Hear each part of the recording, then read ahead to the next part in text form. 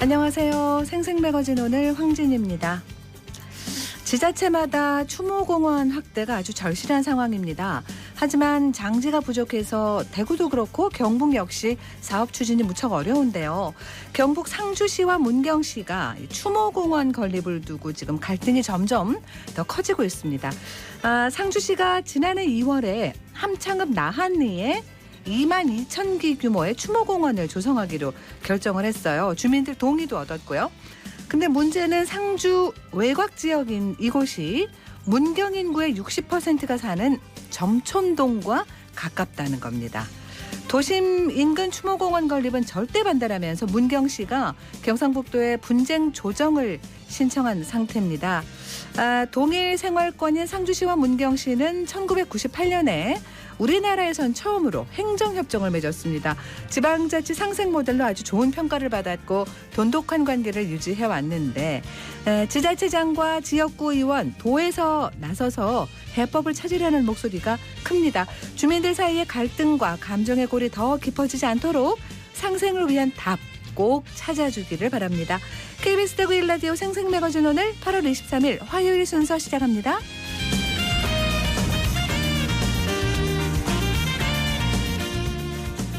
생생매거진 오늘은 대구와 경북 지역민 모두가 함께하는 시사정보 프로그램입니다. 오늘도 청취자 여러분 곁에 한 걸음 더 가까이 다가갑니다. 안동, 포항, 울릉 연결해서 날씨와 소식부터 전해드립니다. 안동입니다. 경북 북부 지역의 하늘 흐린 가운데 현재 안동 지역에 비가 내리고 있는데요.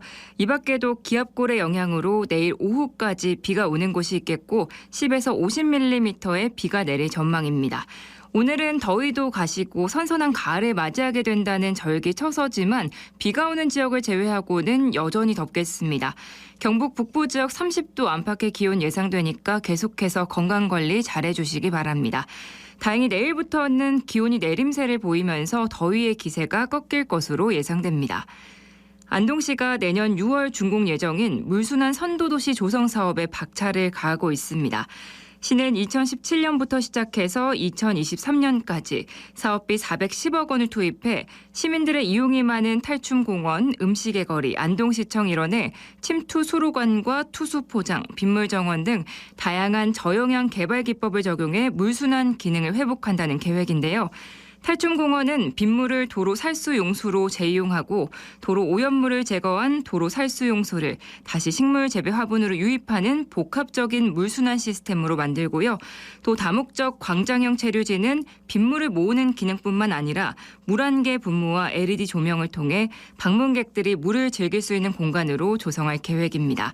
주요 도로에는 식물재배 화분을 배치해서 도로에서 발생되는 비점 오염원을 관리하고 도시경관 개선과 습도 조절, 홍수 예방 등에 도움을 줄 수 있도록 한다는 방침입니다. 안동에서 전해드렸습니다. 이어서 포항입니다. 오늘은 여름 더위가 지나가고 가을이 온다는 절기처서입니다. 아침 저녁으로는 시원한 공기가 가득하지만 낮 기온 여전히 높게 올라가는데요. 오늘 27도에서 33도로 어제와 비슷하겠고 습도까지 높아서 후텁지근하겠습니다.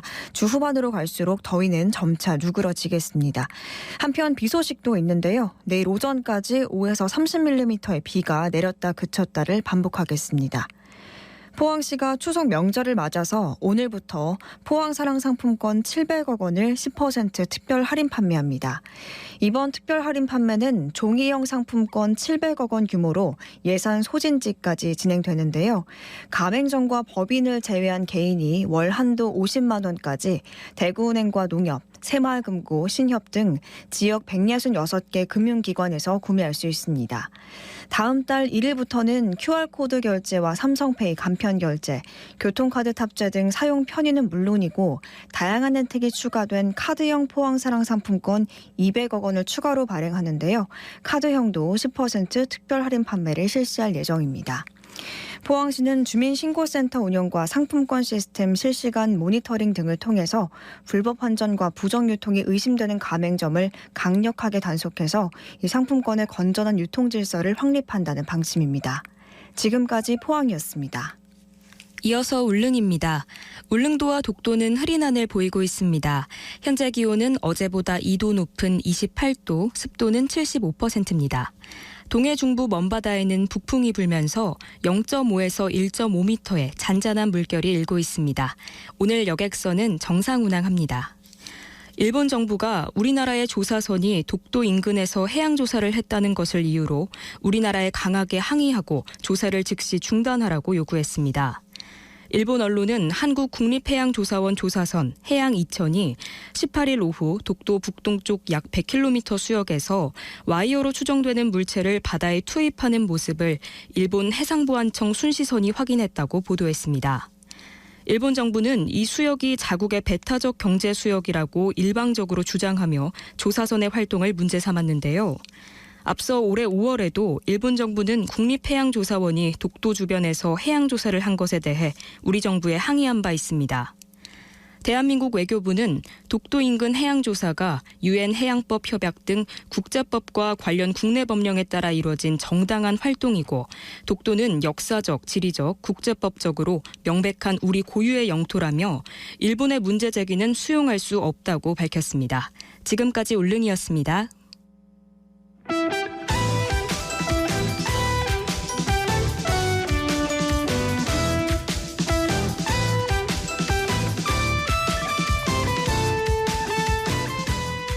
네, 오늘을 보는 키워드 뉴스 화요일에는 매일신문 구민수 기자 함께합니다. 어서 오세요. 네, 안녕하세요. 네, 첫 번째 키워드는요. 네, 코딩 교육입니다. 코딩 교육. 코딩이라는 게 컴퓨터 언어인데 네. 어떤 소식인지 좀 설명해 주세요. 네, 올해부터 2026년까지 5년간 100만 명의 디지털 인재를 육성하기로 했습니다. 어제 나온 얘기죠. 네, 이게. 디지털 신기술은 인공지능, 일반 소프트웨어, 빅데이터, 메타버스, 클라우드, 사물 인터넷, 사이버 보안 관련 기술을 포함합니다. 네. 디지털 인재는 이런 디지털 신기술을 개발, 활용하는 데 필요한 지식과 역량을 갖춘 인재를 뜻합니다. 네. 정부는 우선 전문 인재를 키워내기 위해 디지털 분야 학부 정원을 키우기로 했습니다. 기존 반도체 부분에 적용하던 규제 개선안을 확대 적용하는 것입니다. 디지털 분야 대학원도 더 많이 만들기로 했습니다. 교육과정도 좀 뭐 변화가 있겠네요. 네, 전공 분야의 디지털 기술을 적용하는 집중 연계 교육 과정 부트캠프도 내년에 도입합니다. 네. 첨단 분야 취업을 원하는 대학생이 1학년에는 진로 탐색을 하고요. 2, 3학년에는 기업 맞춤형 교육 과정을 거치고 4학년에는 부트캠프 과정을 수료한 뒤 취업을 네. 하게 되는 겁니다. 지역별로 우수 전문대학을 직업 전환 교육 기관으로도 저정할 계획입니다. 그러니까 이렇게 되면은 예를 들면 뭐 초등학교, 중학교 이때부터 이제 이런 코딩 교육이 이렇게 좀 돼야 이렇게 올라갈 거 아니에요. 네, 맞습니다. 네. 이제 교육이 코딩 교육이 의무화가 되는데요. 중고교 개설 과목이 확대되고요. 정보교육 수업 실수도 많아집니다. 유아 교육 과정에서도 디지털 기반 놀이 환경을 지원합니다.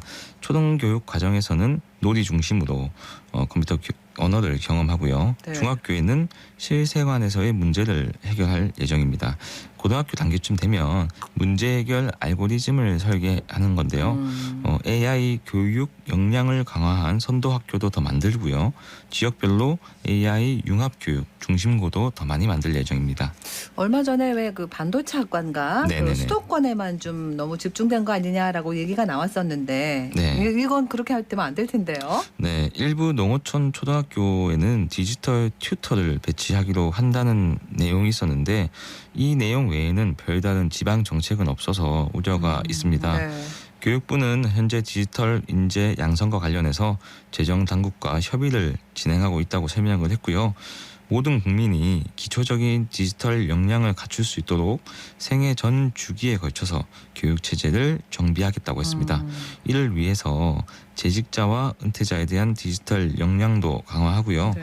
기업이 자체 디지털 교육 과정을 운영할 경우 다양한 혜택을 주기로 했습니다. 예, 그러니까 이제 계획은 좋은데 여러 가지 비판 시각도 나오는 게 사실인가 봐요. 네. 예. 정부 계획은 예상 필요 인력보다 26만 2천 명을 더 배출하겠다는 건데요. 경기 하강으로 접어들 경우 과잉 공급이 심해질 수 있다는 지적이 나오고 있습니다. 네. 수업 시수를 2배 이상 확대하겠다고 했지만 구체적인 연도별 교사 충원 계획도 아직 나오지 않았습니다. 이 밖에도 사교육이 많아질 거라는 우려도 나오고요. 네. 교육부 관계자는 100만은 전문 인재 양성뿐만 아니라 전 국민이 삶과 전공 분야에서 디지털 기술을 자유롭게 적용할 수 있도록 지원한다는 상징적인 목표라고 설명을 네, 했습니다. 어쨌든 계획을 그 시작은 좋으니까 네. 이런 거 잘 방법적으로 잘 다듬어야겠다 그런 생각이 듭니다. 다음 키워드는요. 네, 이슬람 사원입니다. 이슬람 북구 대연동 쪽 얘기죠. 맞습니다. 공사 재개했다고 들었어요. 네, 어제 오전부터 주민들이 지켜보는 가운데 인부들이 시멘트 포대를 차례로 반입하면서 본격적으로 공사가 재개됐습니다. 이달 6일에는 자재 반입을 시도했지만 주민 반발로 무산이 됐는데요. 사원 관계자는 앞으로 공사를 방해하면 고소하겠다고 예고했습니다. 반면에 주민들도 반대 집회로 맞불을 놨습니다. 사원 부지 진입 골목 앞에서 기자회견을 열었고요. 생활권 침해를 이유로 사원 건립을 반대한다고도 했습니다. 주민이 공사 현장에서 드러눕기도 했고요. 앞으로 계속 집단 행동을 벌이겠다고 예고했습니다. 이게 뭐 해결책을 찾기 위해서 뭐 중재도 하고 회의도 하고 그런다고 했는데 이게 잘 안 되나 봅니다. 네, 지난 12일에 북구청이 마련을 했는데요. 네. 사원 건축주가 4가지 조건을 제시했는데 모두 다 들어주기가 어려웠다고 합니다.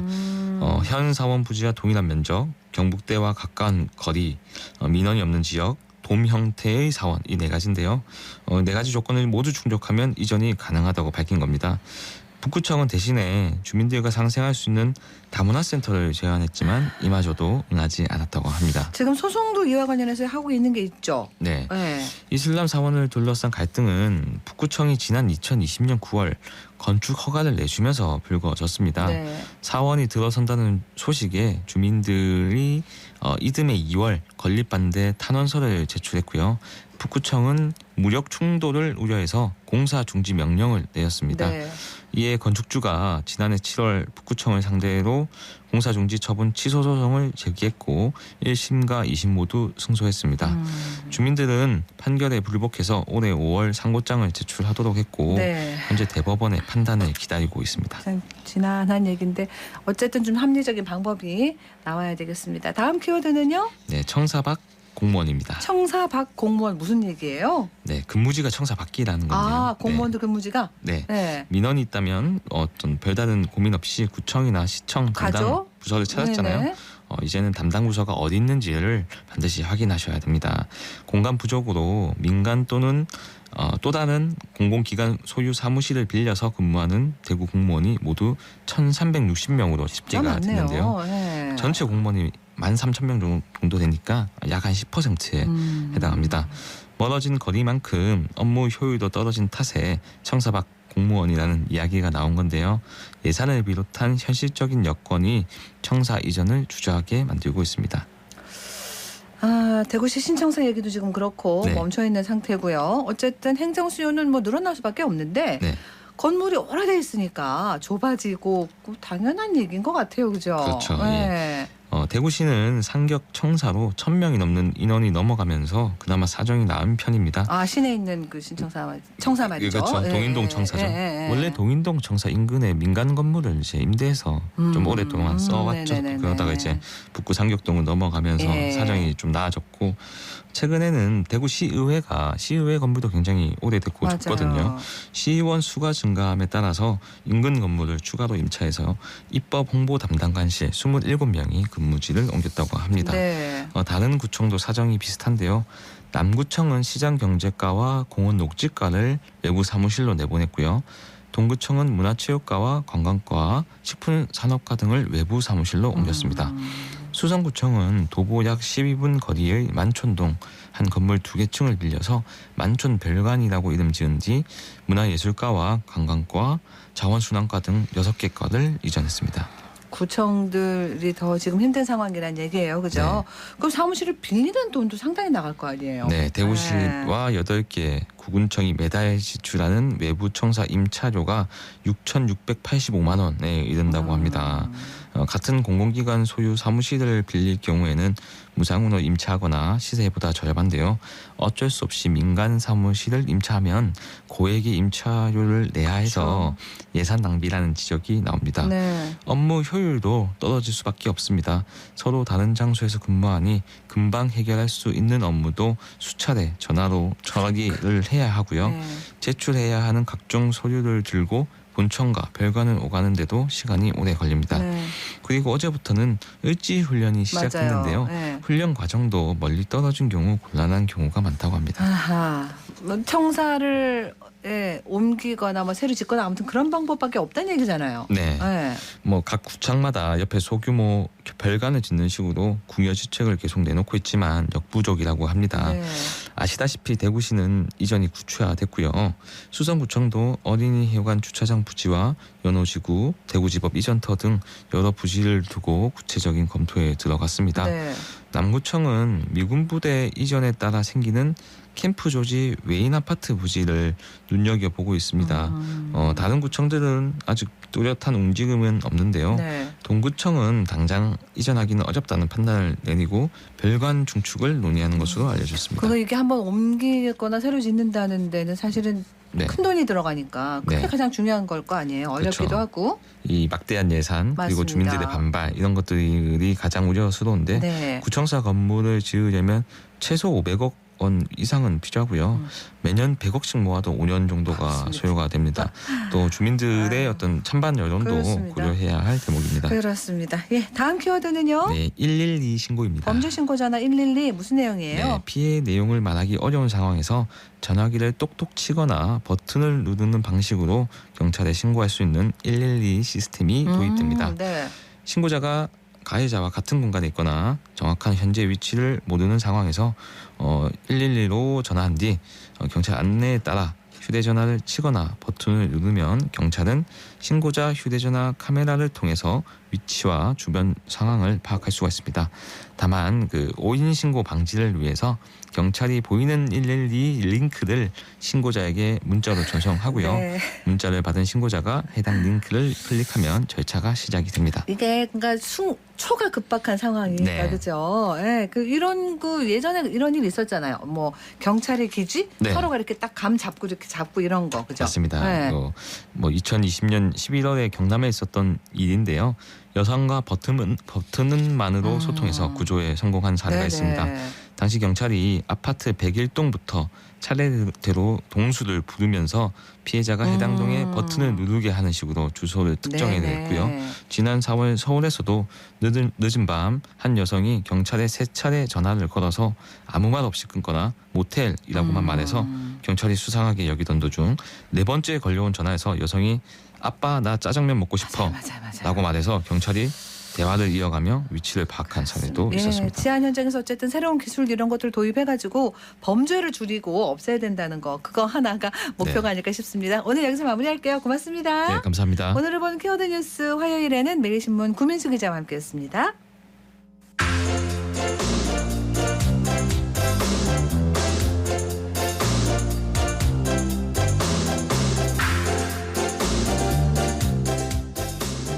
네, 가수 김광석 또 이상화 시인 납작만두 803 그냥 바로 대구라는 공식이 나오는 것들이죠.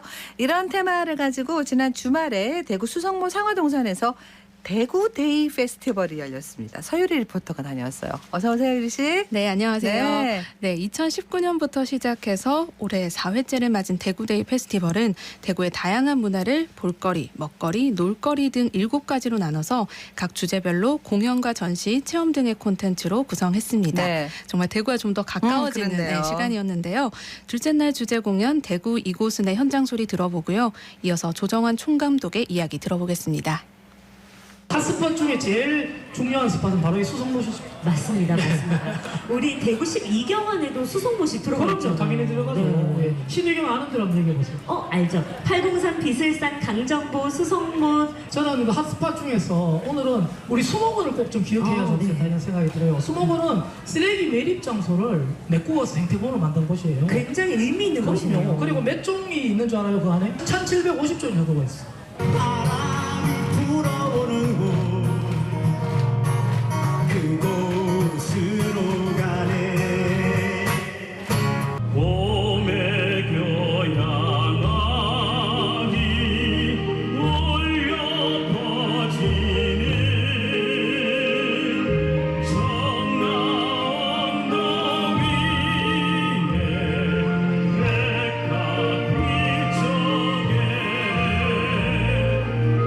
대구를 알리려 그러다 보니까 실제 기존에 있던 자료들보다 저희들이 나름대로 좀 숨어있는 이야기들, 숨어있는 자료들을 찾아서 시민들에 알려주고 홍보하고 이야기하려고 그렇게 노력을 많이 했습니다.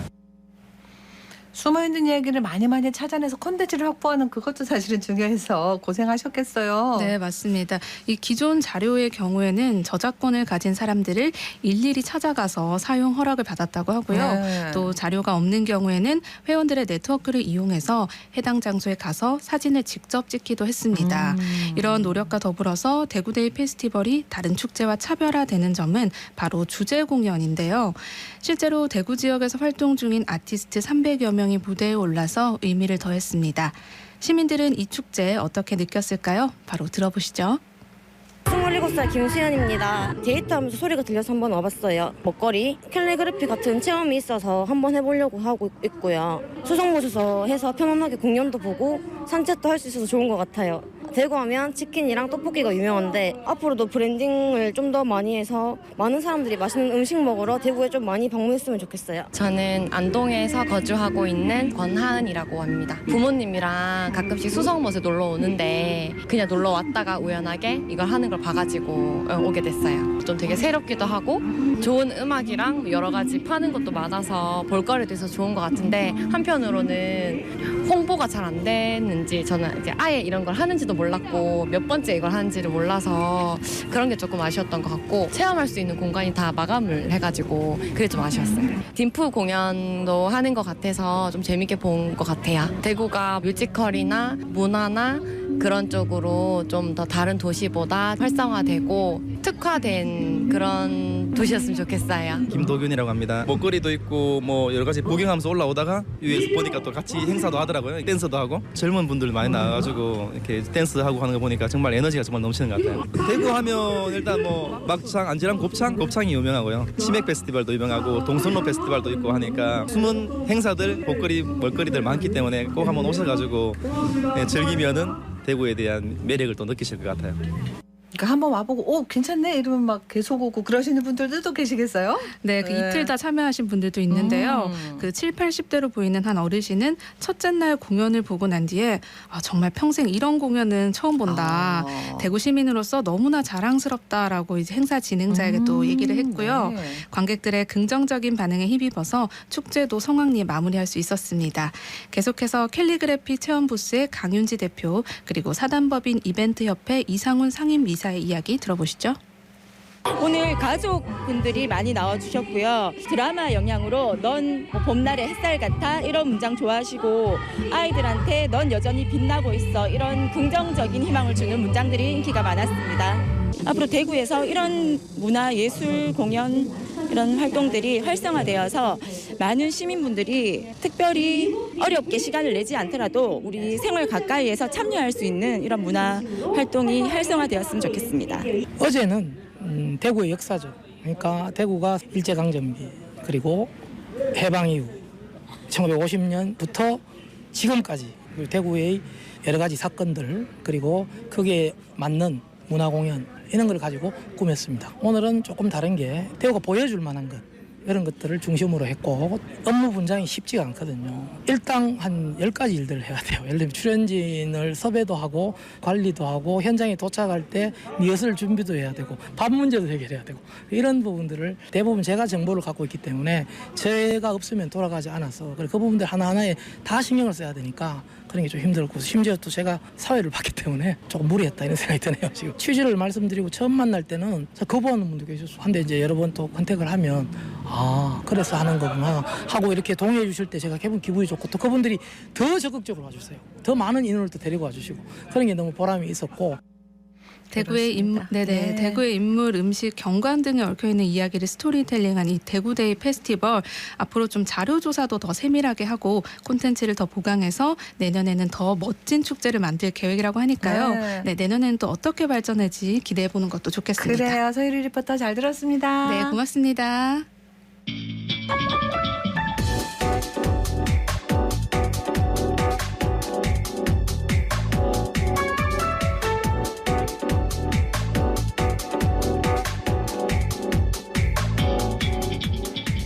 묻고 듣고 생각과 마음을 나누는 방송 지금 여러분께서는 대구 경북을 보고 듣는 생생 매거진 오늘을 함께하고 계십니다.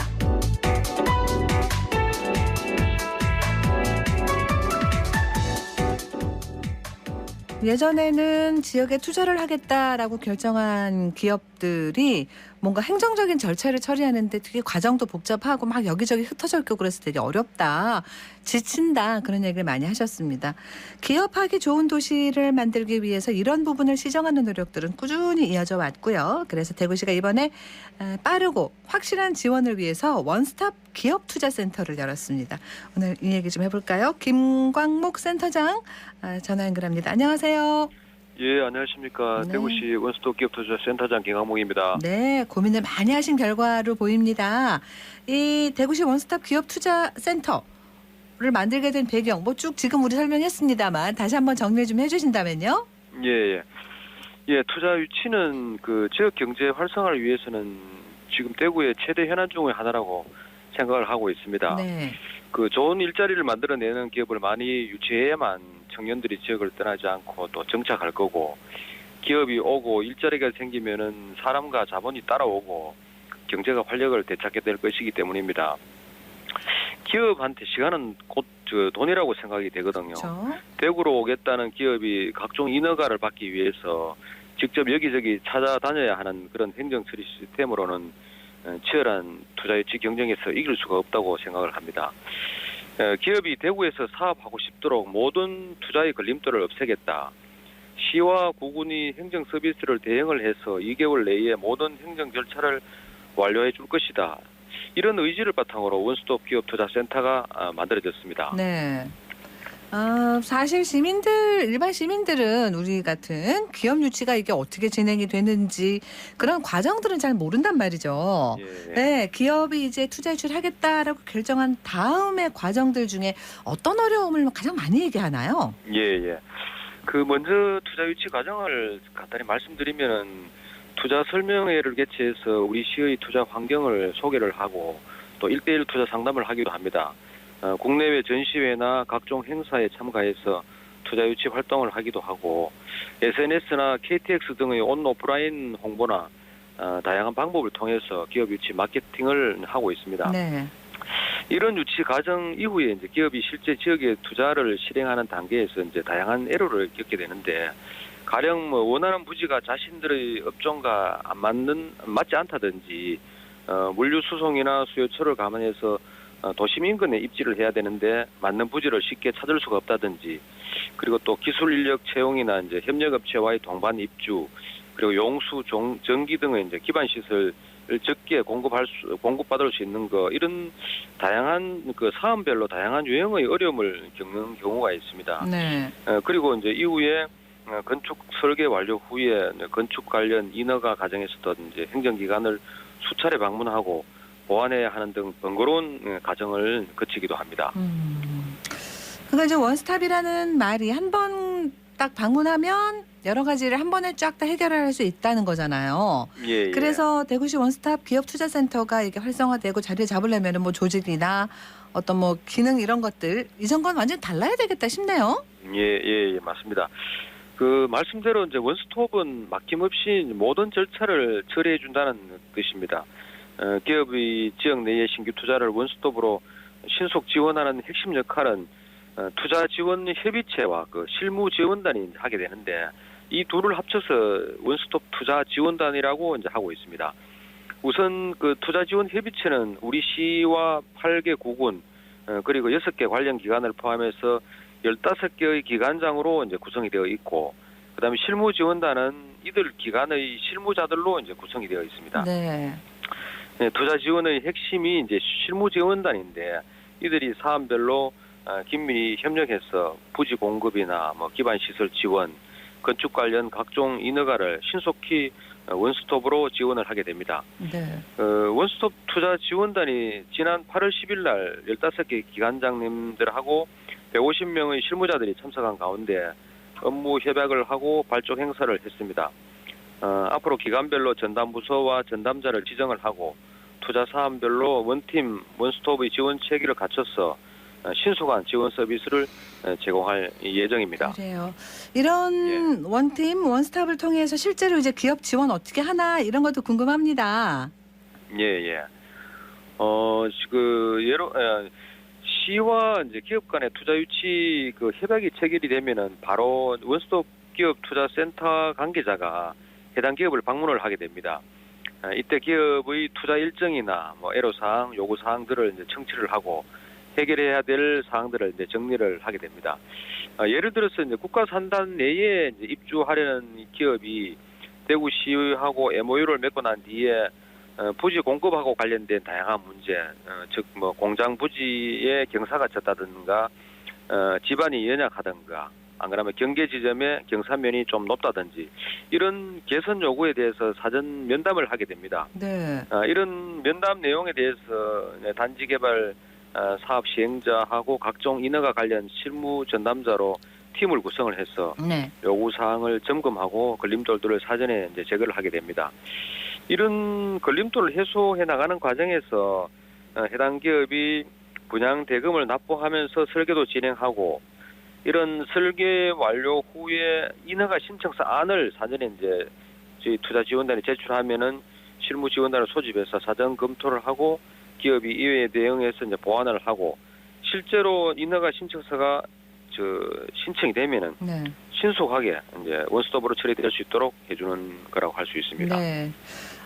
이 원스톱 그 기업 투자 센터 안에 뭐 다양한 파트들이 있겠습니다만, 기업이 이제 어떤 지역으로 들어온다 하고 이것저것 준비를 하면서 또 부딪히는 가장 어려운 것 중에 하나가 막 이것저것 규제 있잖아요. 맞습니다. 그런 것들도 발목을 잡는 경우가 많다고 하는데 이건 역시 처리할 수 있는 건가요?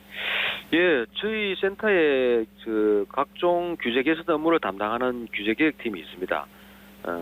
그동안에 이제 정부 각종 규제개혁 시책에 맞춰가지고 다양한 이제 규제개혁을 추진을 해왔고, 규제 샌드백스를 통한 신기술이나 신산업 도입이나 기업 활동하고 국민 생활 편의를 위한 규제 개선 등 소개의 성과도 있었습니다.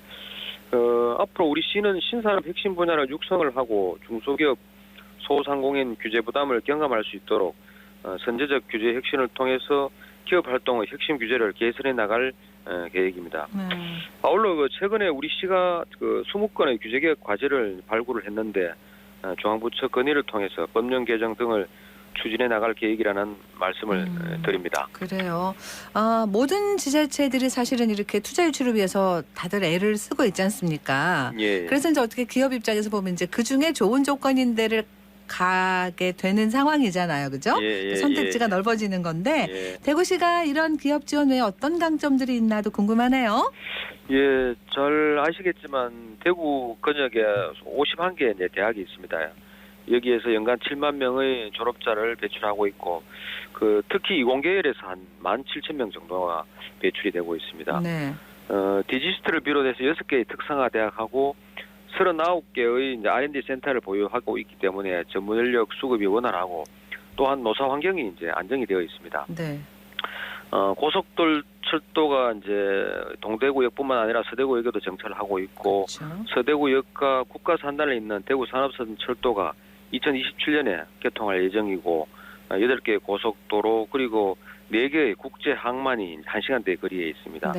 그리고 특히 우리나라 이제 전체 첨단 산업 수출 함으로의 25%를 담당할 수 있도록 2030년 목표로 통합 신공항 건설이 진행이 되고 있습니다. 그리고 테크노파크 등 25개 기업 지원 기관을 중심으로 해서 스타기업 육성 사업 등의 다양한 기업 지원 시책도 추진 중에 있습니다. 그리고 하나 더 말씀드릴 거는 원스톱 기업 투자 센터 내에 기업 현장 애로 해결을 전담하는 기업 지원팀이 있습니다.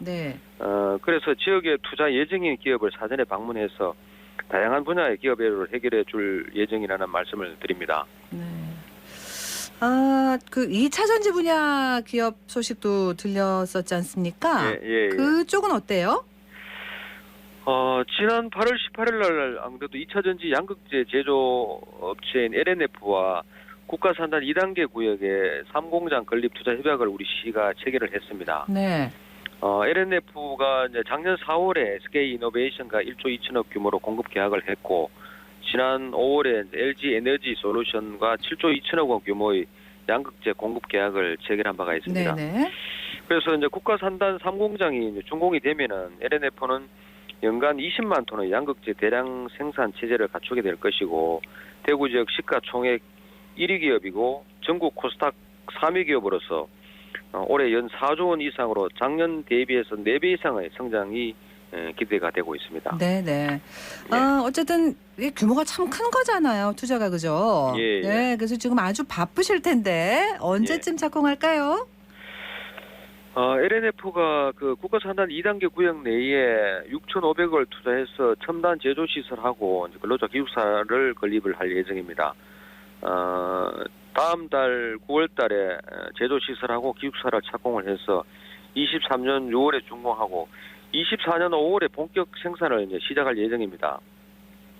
그 지난주에 협약 체결 다음 날에 그 국가산단 현장에서 LNF 관계자를 만나서 여러 가지 이야기를 들었습니다. 네. 그래서 달성군이나 단지 조성을 맡고 있는 LH와 협의를 해서 거의 해결을 해 나가고 있는 상황이고요. 네. 특히 이제 공정 특성상 전력 수요가 많기 때문에 이거하고 관련된 걸림돌에 대해서는 저희들이 정부 규제 혁신 차원에서 관계부처와 개선 협의를 진행할 그 예정입니다. 그래요.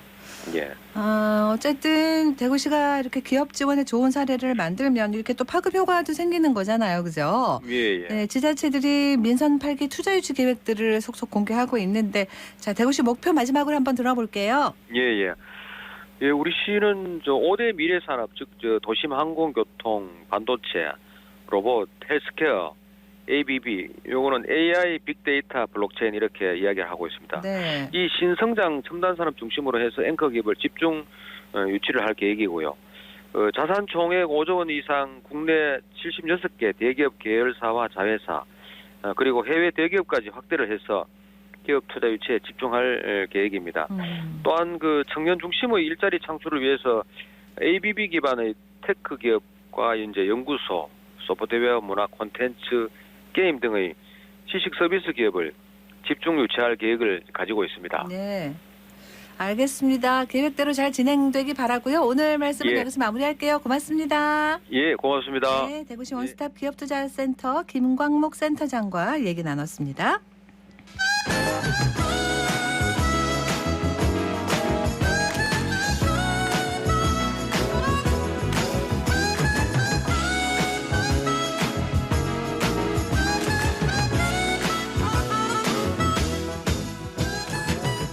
네, 어제 원달러 환율이 13년 4개월 만에 1,340원 돌파했습니다. 최근에 미국 증시 반등이 9월까지 이어질 거다 이런 전망도 있는데 그런가 하면 또 소매 판매 부진이 경기 부진으로까지 갈 수 있다는 이런 엇갈린 해석이 나오거든요. 오늘 어쨌든 경제에서 8월 주요 지수 흐름, 미국의 인플레이션 감축법 이슈 한번 살펴보겠습니다. 전미영 디지털 자산관리 전문가 오셨습니다. 어서 오세요. 네, 안녕하세요. 미국 증시가 7월부터 반등세가 이어지다가 지난주에 하락세를 보였거든요. 네. 앞으로 어떻게 될 거라고 보세요? 7월 14일 이후로 미국 증시 대표 지수인 S&P 500은 8월 16일까지 이렇게 5주 연속 상승을 했었습니다. 네. 근데 지금 지난주 그 금요일부터 이제 하락세가 이어지고 있는데요. 7월 물가지수 발표에서 전년 동기 대비 상승률은 8.5%로 전월 9.1%보다는 상승폭이 둔화된 데다가 시장의 전망치가 8.7%였는데요. 이거보다는 낮아졌기 때문에 네. 그동안 이제 상승이 됐었습니다. 이에 따라 이제 8월 소비자 물가지수 발표 전까지 그게 이제 9월인데요. 증시 반등 기조가 이어질 거라는 분석이 우세하긴 합니다. 그래요. 네. 지난 주말 분위기는 조정 징후가 보인 걸로 알고 있는데 이게 연속 상승의 부담일까요? 네, 5주 연속 상승세를 보여왔던 만큼 미국의 7월 소매 판매 부진과 시장 상황에 따라 달리 해석은 될 수 있는데요. 지금 이번 주 이제 잭슨 홀 FOMC 금리 정책에 대한 부담이 조금 작용하는 것 같습니다. 네.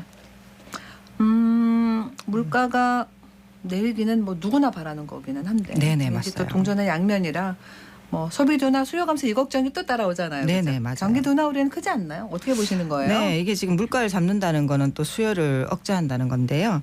지금 8월 넷째 주에 발표되는 7월 개인 소비 지출 역시 이제 소비자 물가 지수처럼 증가율이 둔화되고 있습니다. 네. 그래서 이 부분이 이제 우려가 공존하고 있는 건데요.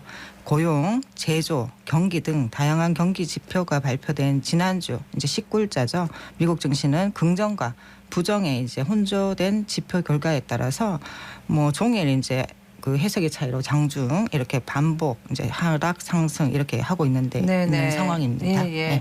아, 시장 의견들을 보면은 이게 참 긍정도 부정도 서로 팽팽해가지고 지표들을 좀 한번 짚어주세요. 네네. 그래서 이제 8월 주요 지표들은 긍정적인 부분에서는 신규 실업 수당과 제조업 지수인데요.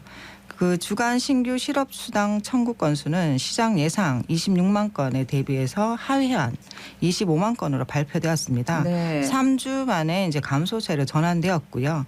또 8월 필라델피아 제조업 지수라는 게 있는데요.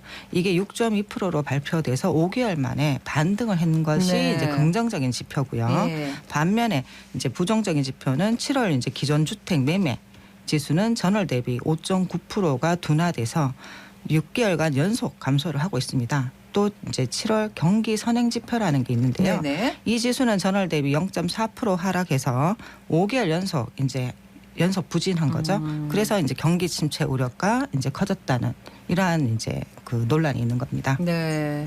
그래서 시장은 이제 경기 위축에 대한 부분을 더 크게 우려하면서 국채 금리 하락과 달러 강세 흐름을 보이고 있고요. 보통 금리와 달러의 방향성은 같이 움직이는데요. 경기 이제 위축 우려가 커짐에 따라 연준의 긴축 기조가 좀 제한될 수 있지 않느냐. 네네. 이런 기대감이 또 반영되고 있는 것 같습니다. 미국의 인플레이션 감축법 이것도 세계적인 이슈기는 네. 하잖아요, 그죠? 네, 맞아요. 이것도 좀 짚어주시죠. 네, 이게 지금 8월 글로벌 핫 이슈 중에 하나인데요. 미국의 인플레이션 감축법안 통과입니다. 미국 내 급등한 인플레이션을 완화하기 위한 마련된 법으로 기후변화 대응과 의료비 지원, 법인세 인상 등의 내용이 포함되어 있습니다. 이 법안은 2022년 그러니까 올해 8월 7일 미국 상원의원에 가결된 이후에 8월 12일 하원을 통과한 이제 다음 그 이제 대통령이 8월 16일 날 이 법안에 이제 서명을 하면서 발효가 됐어요. 네네. 그 미국이 자국 내 친환경 에너지 공급망을 탄탄하게 하기 위해서 약 480조 원을 쏟아붓겠다는 내용도 포함되어 있습니다. 세부적인 걸 조금 더 봐주실래요? 네, 이게 굉장히 중요하기 때문에 우리 산업 구조도 같이 연동되기 때문에요.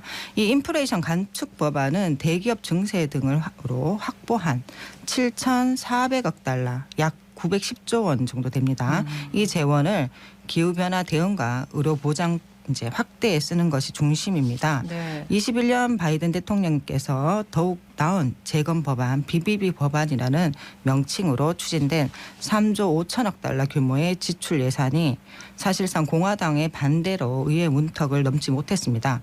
그러자 예산 규모를 줄이고 이름을 이제 인플레이션 법안으로 바꾼 것인데요. 이것은 기후 변화와 인플레이션 대응에 대해서 전기차 보급률을 늘리는 데 초점을 두고 있어요. 이에 따라 23년도부터 전기차 중고차에 대해서는 최대 4,000달러, 신차에 대해서는 최대 7,500달러를 세액 공제 혜택을 주게 됩니다. 네네. 그래서 이 민주당은 이 법안이 중간 선거 판도를 바꾸는데 호재가 작용할 것으로 기대하고 있고요. AP통신에 의하면 이 법안은 중간 선거를 앞두고 민주당 지지도를 끌어올리기 위한 목표라고도 보고 있습니다. 근데 미국이 이렇게 이제 추진을 하면 우리나라에 예를 들어 뭐 2차 전자업체, 전자 굉장히 기회가 되는 거 아니에요? 네, 기회가 될 수도 있다고 굉장히 보고 있는 상황이고요. 먼저 이제 조금 살펴보시면 전기차 보조금 지원을 받기 위한 조건들이 있어요. 네. 이게 이제 기회가 될 수도 있다고 보는 건데요. 또 이제 굉장히 또 지금 현재는 문제가 되고 있기도 합니다. 사실은 이 법안은 내년 23년도부터 배터리 핵심 광물인 이 40% 이상을 미국과 자유협정 체결을 한 국가에서 조달해야 한다는 조건이 있어요. 네. 이 비율은 1년마다 10%씩 올라가서 27년도 이후에는 80% 이상을 맞춰야 합니다. 이 양극재와 음극재 같은 배터리 소재는 당장 24년도부터 일정 비율 이상 북미산으로 채우도록 되어 있고요. 그간 양극재와 음극재 사이의 일부 소재는 대부분 중국 비중이 80% 이상입니다. 그래서 거의 90% 가까이 되고 있고요. 이 부분이 국내 배터리 업계 지금 굉장히 지금 대구에도 큰 업체가 있죠. 그 전망이 나오면서 지금 현재 지금 다 이런 부분에 대해서 투자를 확대하고 있고요. 또 이 법안에 대해서 대처하기 분주합니다. 우리나라 전기차 같은 경우 사실 이게 이제 시장에서 뭐 기회도 크다고 볼 수도 있는데 네. 불리한 조건도 있다고 이렇게 그렇죠. 네, 그렇게 얘기를 하거든요. 네. 그건 왜 그런 아까 거예요? 그 조건들이 까다롭지 않습니까? 그래서 사실상 미국에서 제조한 전기차에만 혜택을 준다는 것이거든요. 핵심은. 네. 그래서 한국차 오늘 보시면 한국산 전기차의 대부분 현재는 이제 불리한 거죠. 지금 현재는. 그래서 미국에서 판매 중에 현대 자동차와 기아의 전기차들은 모두 한국에서 생산되기 때문에 지금 현대차는 2025년도 조지아의 전기차 전용 공장을 완공할 예정이고요. 네. 이 전기차 보조금 제도가 갑자기 이제 지금 사실 빨리 지금 바뀐 상황이라서 여러 혼란이 예상됨에 따라 이 법안에 따른 구체적인 이제 보조금 지급 방침을 미 재무장관이 정하긴 하는데 지금 굉장히 이제 혼란스러운 상태죠. 네. 지금. 네. 그렇습니다. 그러니까 이제 이 보조금 지급 지침 그게 이제 정확하게 나와 봐야 또 우리나라 자동차에도 기회가 될지 어떨지 이걸 이제 알 수 있다는 거잖아요. 그렇죠? 예, 지금 현재 이제 이거를 러프하게 보면은 네. 다 제외되는 상황이 되기 때문에 그래서 23년도부터 북미에서 최종 조립된 전기차에만 이제 보조금을 지급한다는 조건이 걸려 있는 대로 네. 다 적용된다면 당장 23년도부터는 문제가 되잖아요. 네. 그래서 중국 원자재 의존도를 낮추고 북미 생산을 늘리는 기업에 보조금을 지급하는 이러한 방침은 사실상 미국이 공급망에서 중국을 배제하라는 의도가 포함됐다고 분석이 하고 있습니다. 그렇다면 새로 또 들어오는 국가도 있을 거 아니에요. 네, 근데 그 진입 공급 벨단에 이제 우리나라 지금 한국, 대만, 그죠. 일본들이 네. 들어가야 된다는 게 이제 기회가 되는 건데요. 네. 그 이 중국 점유율이 앞으로 낮아지는 만큼 대체되는 국가에 이제 그 90%의 시장이 열리는 거죠. 네. 그러나 이제 중요한 거는 이 리튬, 니켈 등 원자재의 대부분에 중국이 사실상 70% 이상을 재련하고 있고요. 네. 당장 대체 공급망을 찾기가 상당히 어렵다는 게 지금 문제입니다. 네. 그래서 중국 원자재 의존도가 높은 미국 내 자동차 업계도 반발을 지금 크게 하고 있는 상황이고요. 네. 중국산 강물과 소재에 의존하고 있는 한국 배터리 업체들도 이 제조와 배터리 조달 등을 미국 중심으로 재편해야 된다는 과제를 떠안게 되어 있습니다. 네. 미국의 전기차 시장 규모는 어떤데요? 지금 현재 미국의 이제 전기차 점유율은 테슬라가 거의 72%입니다. 이외에 우리나라인 현대 기아가 9%, 그다음 포드가 6%, 그다음 VW가 4%, GM이 2% 정도 수준이 이제 6월 기준이거든요. 그래서 한편 주요 OEM 방식의 미국 시장 내 배터리 조달처 비중을 보신다면 이 업체별로도 테슬라가 보시면 이제 제일 많이 완성차를 공급하는데 파나소닉이 80%고 CATL이라고 이게 중국 업체거든요. 이게 20%가 되고 있어요. 그래서 기아, 현대가 이제 SK온 94%고 이제 LG 화학인데 6% 정도 반영이 되고 있고요. 향후 국내 기업들 같은 경우는 미국 내 수혜 정도는 이 압도적인 시장 점유율을 가지고 있는 테슬라의 배터리 벤더를 진입하느냐 여부가 관련이 있다고 보고 있고요. 네. 이 국내 업체가 배터리 공급 국정 업체인 GM이나 뭐 리비안, 루시드 같은 시장 점유율을 확대하는 데 달려 있다고 보고 있습니다. 네. 인플레이션 감축법의 주요 내용들 쭉 보면 그중에 조금 주목을 해봐야 되는 것들 어떤 게 있을까요? 네, 그 결국은 이 에너지 보안과 기후 대응 투자와 최저 법인세율을 적용해서 이제 15%가 적용되거든요, 미국은. 네. 이 처방 약 가격 개혁과 의료보험 보조금 연장 등을 포함하고 있습니다. 이번 법안의 전체 예산 규모는 굉장히 크기 때문에 그 4,330억 달러 중에 3,690억 달러, 거의 예산의 86%가 이 에너지 보안과 기후 대응에 집행된다고 보면 됩니다. 네. 여기에 당연히 기회가 있는 것이고요. 그래서 나머지 처방량 인하를 위한 전 국민 건강보험 관련 규모로 640억 달러가 책정이 됐고요. 이런 이제 대규모 예산 투입에 필요한 자금 조달은 거의 이제 법인세 적용으로 추가가 됐습니다. 그래서 대기업 증세로 인해서 기후 대응과 서민 의료 혜택을 쓰겠다는 것이고요. 네네. 법안 이름이 이 인플레이션 감축법이 된 이유는 에너지와 의약품 물가를 잡으면 당연히 물가도 잡힌다는 네네네. 그런 기능을 판단한 것 같습니다. 알겠습니다. 오늘 여기서 마무리할게요. 고맙습니다. 네, 감사합니다. 어쨌든 경제 전미영 디지털 자산 전문가와 함께했습니다. 교통정보입니다. 윤가영 리포터. 네, 먼저 시내도로 정보입니다. 도시고속도로 서대구 나들목 방향 성서 나들목 빠져나오면서 1차로 쪽에 11시 30분쯤 승용차와 화물차 간에 추돌 사고가 있었는데요. 이 여파로 심한 정체 보였는데 조금씩 풀리고 있습니다. 월성북 내거리에서 도시고속도로 방향으로 월성북 내거리 지난 지점 4차로 따라서 정체 보입니다. 이어 작업 구간 있습니다. 구마로 감천 내거리에서 볼리 내거리 방향 볼리 내거리 조금 못 간 지점 가장자리 차로 쪽에 크레인 정차 후에 작업 중입니다. 구간 조심해서 지나시기 바랍니다. 이어서 고속도로입니다. 안내해드린 것처럼 사고 구간이 있어서 주의하셔야겠습니다. 중부 내륙지선 대구 방향으로 남대구 나들목에서 성서 나들목 구간으로 성서 나들목 빠진 지점 1차로 쪽에 사고가 있었습니다. 48분경 사고 차량은 이동을 했는데요. 여파받아서 남대구 나들목에서 서대구 나들목 지날 때까지 구간 정체 보입니다. 우리 지역 곳곳으로 빗방울 떨어지는 곳이 있습니다. 참고하시고 안전하게 운행하시기 바랍니다. 지금까지 이 시각 교통정보였습니다.